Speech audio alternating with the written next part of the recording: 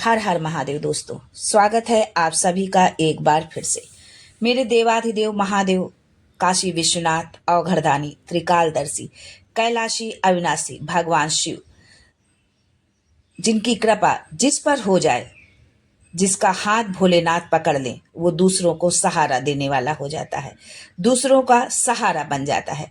दोस्तों, यदि आप भी महादेव के भक्त हैं, महादेव पर विश्वास है, आस्था है, तो पूरा वीडियो जरूर सुनिएगा। हो सकता है कौन सी बात सुनकर आपका मन बदल जाए, आपका दुर्भाग्य सौभाग्य में बदल जाए, आपकी डूबती कश्ती को महादेव का सहारा मिल जाए। यदि आप इस वीडियो को देख रहे हैं तो आप ये जानिए कि आप पर महादेव की कृपा हो रही है। दोस्तों, जब आप शिव जी के मंदिर में एक लोटा जल लेकर जाते हैं, उनकी आराधना करने के लिए जाते हैं, तो तीन चीज मेरे देवाधिदेव महादेव आपको बिना मांगे दे देते हैं। उसे आपको मांगना नहीं पड़ता, आपको शिव जी से कहना नहीं पड़ेगा, बोलना नहीं पड़ेगा, आपको वो बिना बोले बिना कहे वो तीन चीजें महादेव आपको प्रदान करते हैं। तो आइए जानते हैं कि वो कौन सी तीन चीजें हैं, और यदि हम सावन में हम वो कौन से उपाय करें जिससे कि हमारे सभी ग्रह दोष खत्म हो, उनको ग्रह दोषों को हमारे शांति मिले, सभी हमारे ग्रह हमारे अनुकूल रहे, सभी देवी देवताओं की एक साथ हम कैसे कृपा पा सकते हैं, वो कौन सा एक कार्य करें जिससे हमें कि सभी देवी देवताओं का की कृपा जो है, उनकी पूजन का फल हमको सिर्फ एक ही काम करने से मिल जाए। वो एक कहावत है कि एक ही साधे सब सधे। तो कौन से एक वो देव है, कौन सी एक वो पूजा है जिसको कि यदि हम करते हैं तो सभी देवी देवताओं का आशीर्वाद हमको मिलता है, हमारा जीवन जो है सन्मार्ग पर चलता है, सारे ग्रह हमारे अनुकूल होते हैं, हमें जीवन में हमेशा जो है आगे बढ़ने को मिलता है, सब कुछ जो हम जैसा चाहते हैं वैसा हर चीज हमें मिलती है। तो आइए जानते हैं हम उसके बारे में। लेकिन आगे बढ़ने से पहले आपसे रिक्वेस्ट करती हूँ कि वीडियो को लाइक करिएगा, दोस्तों को शेयर कर दीजिएगा, और अगर आपने अभी तक चैनल को सब्सक्राइब नहीं किया है तो चैनल को सब्सक्राइब करके बेल आइकन जरूर दबाइएगा। दोस्तों, जब आप शिव जी के मंदिर में एक लोटा जल लेकर जाते हैं, उनकी आराधना करने के लिए जाते हैं, तो तीन चीज आपको बिना मांगे मिल जाती है। उसे आपको मांगना नहीं पड़ता, शिव जी से आपको बोलना नहीं पड़ता है। तो वो कौन सी तीन चीज हैं? वो है महादेव के मंदिर जाने पर पहली चीज है वो जो मिलती है, वो है मन की शांति। हमारा मन शांत रहता है, हमारे मन में जो उथल पुथल मची रहती है इन सांसारिक चीजों को लेकर के, वो उससे हमको जो है शांति मिलती है। आप सुबह उठें, स्नान करें, अपने घर से एक लोटा जल लेकर जाएं। इस बात का आप जरूर ध्यान रखें कि आप अपने घर से ही जल लेकर के जाएं। आप मंदिर के जल का प्रयोग ना करें तो ही बेहतर होगा, मंदिर के लोटे का प्रयोग आप ना करें तो ही बेहतर होगा। क्योंकि जब हम अपने घर से जल लेकर के जाते हैं तो उस जल में 33 कोटि देवी देवताओं का आशीर्वाद, 33 कोटि देवी देवता हमारे साथ चलते हैं जो है। तो आप जब उस जल को लेकर आप जाते हैं महादेव के मंदिर में, आप पहुंच जाएं, आप जल चढ़ाएं, कुछ मांगे या ना मांगे, आप सिर्फ यदि जल चढ़ा देते हैं, उनका जलाभिषेक कर देते हैं, तो आपको महादेव बिना मांगे ही दे देंगे। वो है मन की शांति। दोस्तों, दूसरे नंबर पर है यदि आप गलत दिशा की ओर जा रहे हैं। आप सुबह उठे, मंदिर चले गए, आपने एक लोटा जल चढ़ाया, शिव जी की आराधना पूजा करी, मान लो आज का दिन आपका ऐसा निकलने वाला था, गलत मार्ग पर जाने वाले थे, आप गलत दिशा पर जाने वाले थे, कोई बहुत बड़ी अनहोनी होने वाली थी आपके साथ, तो शिव जी के दरवाजे पर जाने से, भगवान शिव पर एक लोटा जल चढ़ा देने से महादेव आपकी को जो है अच्छी दिशा दे देते हैं। अगर आप महादेव के पास गए हैं, एक लोटा जल चढ़ाना आपने शुरू कर दिया है, आराधना करनी शुरू कर दी, तो तीसरी चीज है सफलता। महादेव आपको जीवन के हर क्षेत्र में सफलता देना शुरू कर देते हैं। फिर आप पीछे मुड़कर कभी नहीं देखेंगे, जीवन में आगे ही आगे बढ़ते जाएंगे। तीन चीजें देना जो है मिल जाती हैं बिना मांगे। वो मेरे देवाधिदेव महादेव बिना मांगे ही वो तीन चीजें आपको अर्पित कर देते हैं। दोस्तों, मैं तो यही कहूंगी कि यदि अगर आपसे हो सके, और हमारी शिव महापुराण की कथा भी यही कहती है, हमारे गुरुजी प्रदीप मिश्रा जी भी यही कहते हैं कि आप प्रतिदिन कुछ नहीं तो कम से कम 1 लोटा जल भगवान भोलेनाथ को जरूर समर्पित करें। हम उनसे चाहते तो अपेक्षा तो बहुत बड़ी रखते हैं, लेकिन हम अपने जीवन से 10-5 मिनट नहीं निकाल पाते हैं कि मंदिर तक जाएं और 1 लोटा जल समर्पित करें, और हमारी इच्छाएं बहुत बड़ी बड़ी हैं। तो इस पर भी एक बार आप जरूर विचार करिए कि क्या ये सही है कि हम तो भगवान के लिए समय नहीं निकाल पाते हैं प्रतिदिन, हम उसके लिए दिन और घड़ी देखते हैं कि कब हमें जाना है, किस दिन जाना है, लेकिन महादेव से हमें बहुत बड़ी बड़ी अपेक्षा है। तो इस बात पर भी ध्यान दीजिए। एक बार आप महादेव के दर पर जाकर तो देखिए, जो है यदि आपने ये नियम अपने जीवन में अपना लिया कि आप प्रतिदिन भगवान भोलेनाथ के मंदिर में जाएंगे, 1 लोटा जल उनको समर्पित करेंगे, फिर देखिए कि कुछ ही दिनों में, कुछ ही महीनों में आपकी तकदीर कैसे बदल जाती है। दोस्तों, माता पिता और देवाधिदेव महादेव वृक्ष की जड़ की तरह है। दोस्तों, ये कुछ समझाने का प्रयास किया है कि महादेव पर जल चढ़ाने का किस तरह से हमको फल मिलता है। दोस्तों, वृक्ष की जड़ क्या करती है, क्या काम है उसका। एक वृक्ष को जब हम पानी देते हैं तो वो फूल पत्तियों तक पानी पहुंच जाता है, फल तक पहुंच जाता है। अगर आपके घर में गमले में पौधा मान लीजिए कि लगा हुआ है, तो क्या आप फूल पत्ती टहनी फल सब पर अलग अलग पानी देते हो क्या? नहीं ना।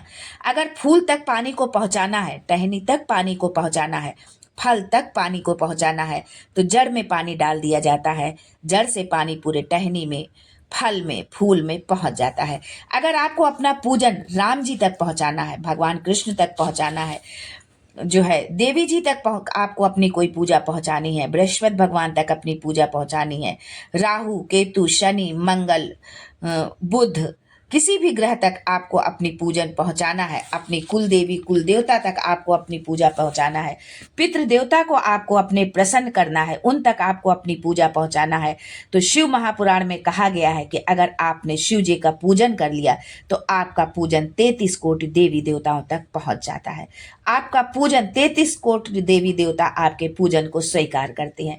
दोस्तों, जितने भी देवी देवता हैं, पितृ हैं, कुल देवी देवता हैं, ये वृक्ष की पत्तियां फल फूल टहनी के समान है, और मेरे देवाधिदेव महादेव जड़ है। अगर आप जड़ को आपने पूज लिया, आपने उनको प्रसन्न कर दिया, तो आप समझिए कि आपने सभी देवता देवी देवताओं तक आपका पूजन पहुंच गया। आपने इनकी पूजा आराधना कर ली, इनका जलाभिषेक कर लिया, जो भी आपने इनको अर्पित किया वो सभी देवी देवताओं तक पहुंच गया, क्योंकि सभी 33 कोटि देवी देवता भगवान शिव भोलेनाथ का जो शिवलिंग होता है, उससे जहां पर जल नीचे गिरता है और गिर करके वो जितनी दूर जहां तक जाता है, वहां पर 33 कोटि देवी देवताओं का निवास होता है। 33 कोटि देवी देवता वहीं पर निवास करते हैं। तो जब आप भगवान भोलेनाथ पर जल अर्पित करते हैं, उनका जलाभिषेक करते हैं, कोई भी पूजन सामग्री आप अर्पित करते हैं, तो वो जो बह करके पानी के माध्यम से बह करके जो है जलहरी से जो वो नीचे तक जाता है, तो वो 33 कोटि देवी देवताओं तक आपका पूजन पहुंचता है।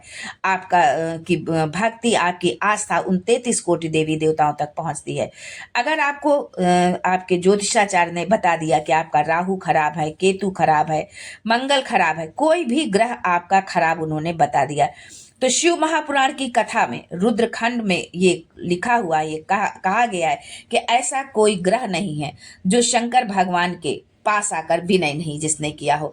सूर्य देव ने विनय किया, चंद्र देव ने किया विनय करा, बृहस्पति देव ने किया, शुक्र देव ने किया, शिव जी ने इनको वचन दिया, इन सभी देवी 33 कोटि देवी देवताओं को वचन दिया कि तुम सभी 9 ग्रह हमारे शिवलिंग के आसपास होगे, जो मुझे जल चढ़ाएगा वो 9 ग्रह देवता तक पहुंचेगा और वो शांत स्वभाव में हो जाएंगे। ये शिव का वचन है। एक पूजे सब पूजे। वृक्ष की जड़ में अगर आपने पानी दिया तो वो सभी जगह पहुंच जाएगा। वैसे ही अगर आप महादेव पर जल अर्पित करते हैं तो वो सभी देवी देवताओं तक पहुंच जाता है। शिव जी की पूजा अर्चना करते हैं, जल चढ़ाते हैं, तो ये मत समझना कि राम जी को छोड़ दिया, कृष्ण को छोड़ दिया, देवी माँ को छोड़ दिया, हमने गणेश जी को तो जल चढ़ाया ही नहीं, हमने पार्वती जी को तो जल चढ़ाया ही नहीं, हमने कार्तिकेय को जल अर्पित नहीं किया, हमने सूर्य देव को जल अर्पित नहीं किया, ये हमसे रुष्ट ना हो जाए, कहीं हमें इसका कोई दोष ना लगे, कोई हमको पाप ना लगे। तो शिव महापुराण की कथा कहती है कि अगर आप अपने घर से एक लोटा जल भरकर शंकर जी को आप समर्पित करते हैं तो सारे देवताओं का की पूजा आराधना आप अपने आप जो है होती चली जाती है। सारे देवी देवताओं का आशीर्वाद, सारे देवी देवताओं की कृपा आप पर बनी रहती है। दोस्तों 5 स्थान हैं जहां पर हम भगवान शंकर का चढ़ा हुआ जल लगाते हैं। तो हमारे 9 ग्रह, चाहे शनि हो, चाहे राहु हो, केतु हो, मंगल हो, सारे ग्रह हमारे अनुकूल हो जाते हैं। तो वो 5 स्थान शिव महापुराण में बताया कि वो 5 स्थान कौन से हैं। थोड़ा ध्यान से सुनिएगा और समझने का प्रयास करिएगा, और यदि आप ऐसा करते हैं तो फिर देखिएगा कि आपके जीवन में क्या बदलाव आता है। दोस्तों शिव जी पर चढ़ा हुआ जल अगर आपने अपने नेत्रों पर आप लगाते हैं, मस्तिष्क पर लगाते हैं, कर्णों पर लगाते हैं, कंठ पर लगाते हैं, हृदय पर लगाते हैं, तो व्यक्ति की जिंदगी में किसी भी ग्रह का दोष हो धीरे धीरे समाप्त होता चला जाता है। नेत्र, कर्ण, मस्तिष्क, कंठ और हृदय अच्छे से याद रखिएगा, और जब आप शिव मंदिर में जाएं, पूजा अर्चना करें, जल चढ़ाएं, तो आप इन 5 जगह पर जो है जल लगाना बिल्कुल भी मत भूलिएगा। इन 5 स्थानों पर अगर आप जल लगा लेते हैं तो उससे भी आपको इतना अद्भुत लाभ मिलेगा। किसी भी ग्रह का बुरा प्रभाव आप पर नहीं कभी पड़ेगा। आप पर भारी कोई भी ग्रह जो है भारी आप पर नहीं हो सकता है। दोस्तों एक प्रैक्टिकल करके जरूर देखना, और अगर फल मिले तो कमेंट बॉक्स पर जरूर लिखें कि जिस बेटी बेटा की कुंडली में मंगल है, ब्राह्मण देवता ने कुंडली देखकर बता दिया, हाथ देखकर बता दिया कि मंगल के कारण शादी में देरी हो रही है, रुक रही है, तो उस बेटी और बेटे को 3 महीना लगातार शिव जी के चढ़े हुए जल को इन 5 स्थानों पर इस जल को लगाना है। आप प्रारंभ कर दे, वो खुद कहेगा कि हमारा संबंध जम गया, हमें मंगल का दोष नहीं लगा, हमको इस दोष से हमको छुटकारा मिल गया।